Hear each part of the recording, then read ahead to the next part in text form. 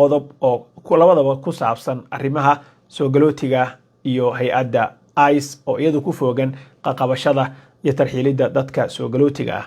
waxaan eegi doonaa insha Allah qodobka koowaad oo ah in ICE awoodeedii ay isticmaali jirtay ee xad dhaafka ahayd dib loogu ogolaaday kadib markii maxkamad ku taala gobolka Minnesota ay soo saartay go'aan.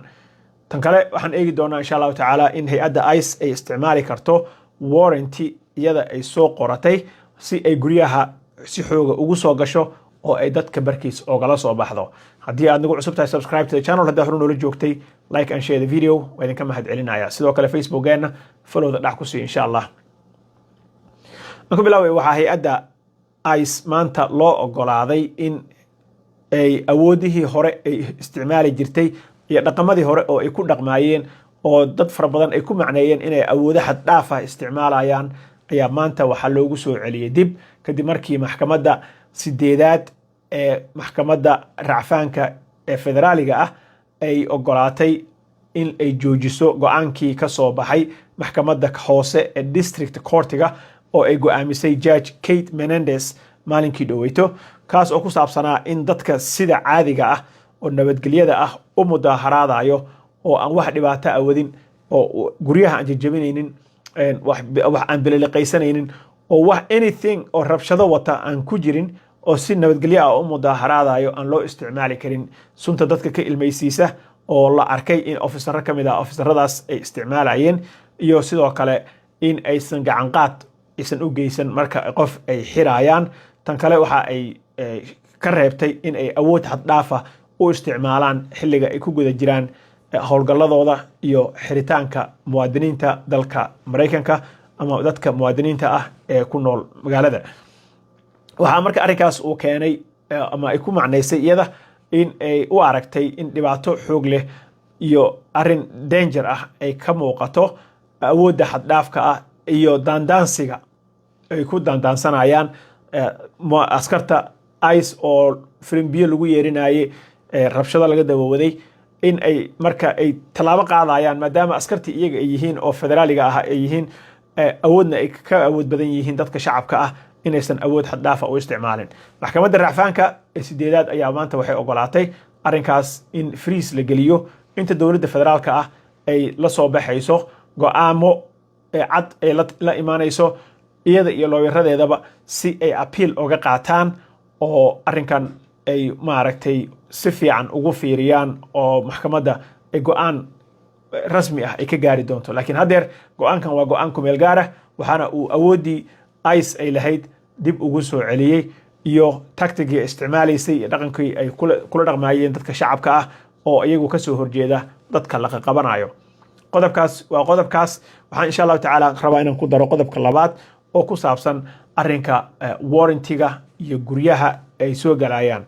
sidaad wad ogtihiin dalkan Mareykanka soo galitaanka guriga uu soo galayo officer law enforcement ah waa ka mamnuuc haddii uusan wadanin warranty uu soo qoray qof judge ah.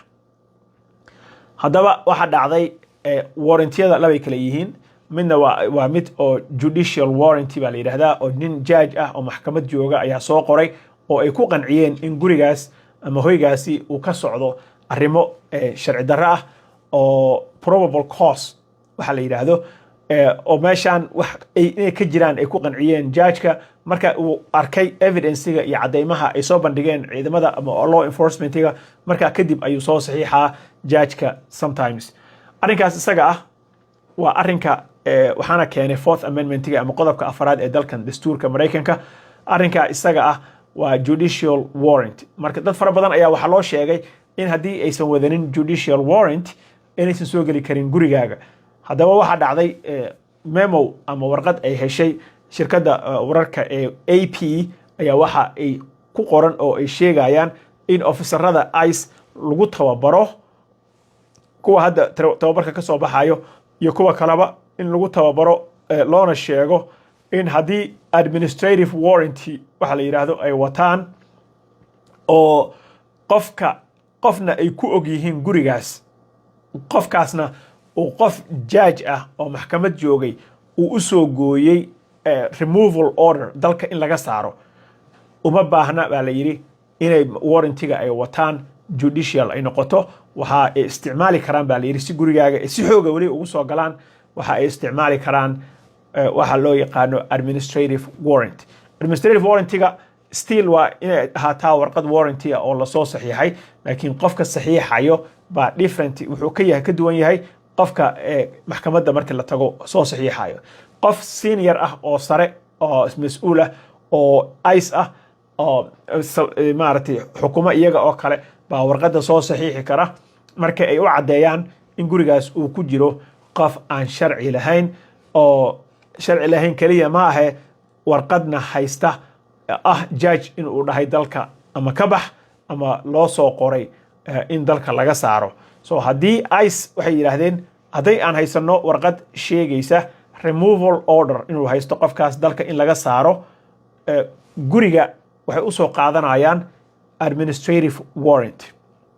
Administrative warranty bay u soo qaadanayaan oo iyaga ay soo qorteen usually qof madax ah qofkaas saxiixiisa iyo warrantigiisaasna waa valid as long as qofka ku jira guriga oo ay ku tuhunsan yihiin ku jira uu yahay qof haysta removal order dalka in laga saaro oo judge uu ka haysto. So tii judge-ka ay maaragtay ka dhigayaan in ay tahay tii saxda ahayd ayagana tooda ay tahay mid oo suubis ah oo ay ku kordhisanayaan si ay u sharciyeystaan guriga in ay soo galaan ay ku tuhunsan yihiin qof haysta arrinkaas in uu jiro. Marka waxaa kale oo aan rabaa insha allahu tacaala in aan idinku daro dad waxaa jira badan oo dhalasho haysta kuwa inta ku dhashay hataa way jiraan oo ICE ay qabatay oo xirtay. Marka dadkaas waxaa ka mid ah dad badan oo dhalinyaro ah oo yaryar waxa dhibta ugu weyn ay noqotay qofka in uu intuu naxo uu iscadeyn waayo. qofka markuu naxo niman indha xiran qoryo waaweyn wata kulli wada hubaysan hadday geesaha ka soo maraan cunug yar waxa badanaa dhacayso qofkaas inuu intuu naxo uu u jawaabi waayo uu u sheegi waayo hataa inuu citizen yahay. marka arrimahaas ayaa iyagana hadda baryahan dambe soo badbadanayo. haddii ay ku qabtaan odayaasha si caadiya oo degan ula hadal haddii sharci ku weydiiyaan sharcigaaga si wixii ay ka rabaan u sheeg inaad citizen tahay ugu soo celceli markay kusoo baaraan iyagaa kusoo ogaan doona oo kusoo dayn doona. laakiin waxaa dhacday in dadka intay naxaan ama ay cararaan ama qofka waa iska dhalinyaro ciidamo kusoo ordaayo markuu arko indha xiran oo hubaysan inuu afduubi rabo hataa ma oga. marka qofka waxaa dhacdo badanaa in ay cararaan ama ay naxaan ama ay hadli waayaan ICE-na ay uma qaadato qofkaas in uusan wax sharciya uusan lahayn. marka arrinkaa isaga ana laga feejignaado haddii ay aragtaan nimankaas oo si caadiya oo degan oo calm ah ula hadal sharcigaagana u cadee inaad citizen tahayna u sheeg. marka arrinkan usually waa iska fudud haddaad si tartiiba wax u samayso. marka arrinkan waa loo ogolaaday. hadday dhahaan marka judicial warranty baan wadanaa way soo geli karaan guriga. hadday dhahaan administrative warranty aan wadanaana oo ay qofka ku og yihiin removal orderka haysto oo dalka in laga saaro ah iyadana way soo geli karaan oo xoog way ku soo galayaan gurigaaga. arrinkaas wixii ka badan wixii hore lasu sheegayay wax yar baa ka duwanaaday. marka hore waxaan dhihi jirnay qofka haddii aysan wadanin judicial warranty guriga ma soo geli karaan. laakiin haddeer waxaa u muuqataa hadday administrative warranty wataan laakiin ay qof ku tuhunsan yihiin meesha inuu ku jirana way soo geli karaan.